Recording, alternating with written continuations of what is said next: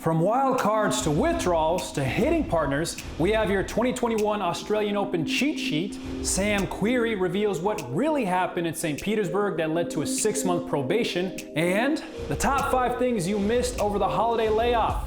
The break starts now. Hey everyone, and welcome to The Break, your source for the most buzzworthy off-court news. I'm your host, Johnny Ray Diaz. Now, since we started talking about the 2021 Australian Open, one question seems to come up time and time again, and that question is how? We scrubbed through all the official statements, breaking news, press releases, tweets, announcements, and rumors, and have finally compiled a mostly comprehensive Australian Open cheat sheet. First, let's settle the dates. January 10th through the 13th, Australian Open qualifying begins in Doha for the men and in Dubai for the women. January 15th and 16th, all players arrive to begin a 2-week quarantine. January 31st to February 6th, Australian Open lead-up events begin at Melbourne Park with 2 WTA 500 events and 2 ATP 250 events. February 1st to 5th, a 12-team ATP Cup takes place, also at Melbourne Park. And finally, February 8th through the 21st, the 2021 Australian Open. Now, let's see who's playing. Serena, Nadal, Barty, Djokovic, Thiem, Kenin, and Osaka are all scheduled to appear. Now here's the main draw wildcard list as of this week. Glad to see 5-time finalist Amy Murray in there. Now which pros aren't playing in Melbourne? Roger Federer said he's missing the Australian Open for the first time in 21 years due to continued knee rehab. 35-year-old Wilfried Tsonga pulled out with ongoing back problems. And Luca Pouille will miss the first slam of the season due to recovery from elbow surgery. Another question being asked often, if the players are quarantined, how will they practice? Well, the pros are allowed to leave their room at the Westin Melbourne for 5 hours a day and will only be allowed to practice with one other player in the first week of quarantine. Now, during the second week, the practice pair can join another pair. Rafael Nadal will practice with Jannik Sinner and will join the pair of Wawrinka and Schwartzman in the second week of quarantine. Novak Djokovic will practice with fellow Serbian Filip Krujinovic in the first week, then joins Dominic Thiem and Andrei Rublev. Can we get some GoPros on those practice courts? I think so. Now, who do you think will take the first major trophy of 2021? Let us know below.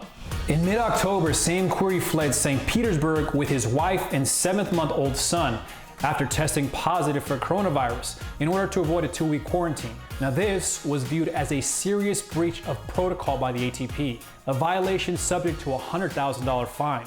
According to Sam Querrey's interview with Jon Wertheim, this is what happened. Now, Sam Querrey and his wife tested positive for coronavirus and began quarantine with their 7-month-old son in the tournament hotel.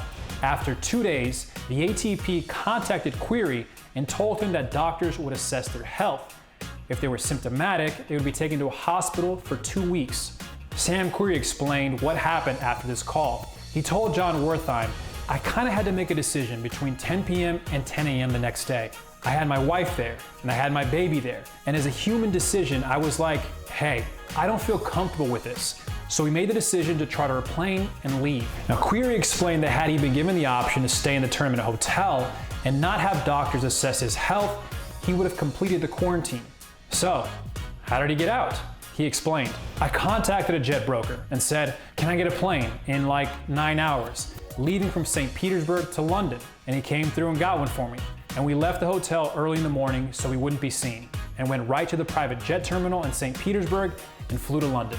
Querrey's actions instead resulted in a $20,000 fine.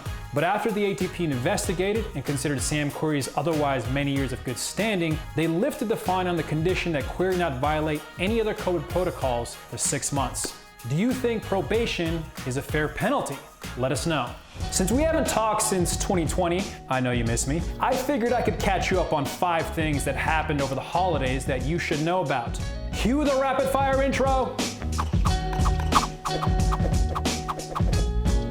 Alison van Uytvanck and Greet Minnen got engaged. ATP Player Council President Kevin Anderson says there's no room for Djokovic's PTPA in tennis. Steve Johnson and wife Kendall welcomed their first child on New Year's Eve. Congratulations.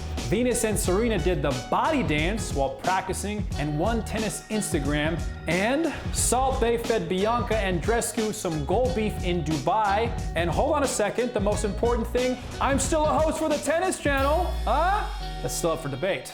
Now, remember to use #TheBreakTC to join in on the conversation and learn more about what your favorite players and personalities are doing off the court. Because there's more to tennis than just tennis. We'll see you next time.